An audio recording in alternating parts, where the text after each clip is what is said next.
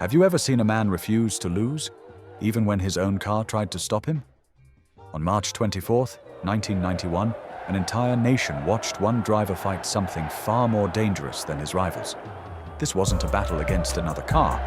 This was a battle against the machine itself. And what happened that day at Interlagos turned Ayrton Senna into something more than a champion. It turned him into a myth. For years, there was one thing missing from Ayrton Senna's legacy. He had already won 2 world championships. He had conquered Monaco. He had defeated Alain Prost. But he had never won at home. Not in Brazil. Not in front of his people. And for a Brazilian driver, that mattered more than anything. Interlagos wasn't just another circuit. It was personal. Senna started from pole position. The crowd was already electric. Yellow helmets everywhere in the stands. Brazilian flags covering the grandstands. And when the lights went out, he launched perfectly.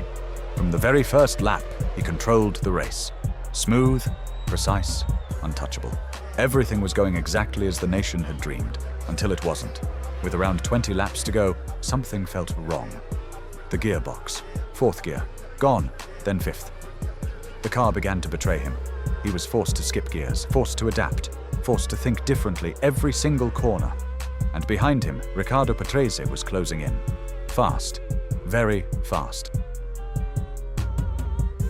Most drivers would have surrendered. Not Senna. He locked the car into 6th gear, 1 gear, for multiple laps. Interlagos is not a circuit you survive in 1 gear. It's technical, it's physical, it demands constant shifting. But Senna had no choice. Every slow corner became torture. Every acceleration felt like dragging an anchor. And then the pain started. The McLaren steering was heavy. Without proper gear transitions, the car became unstable. His arms began to cramp. His shoulders burned. By the final laps, he could barely hold the steering wheel. He later admitted he was screaming inside the helmet. Not from fear, from pain.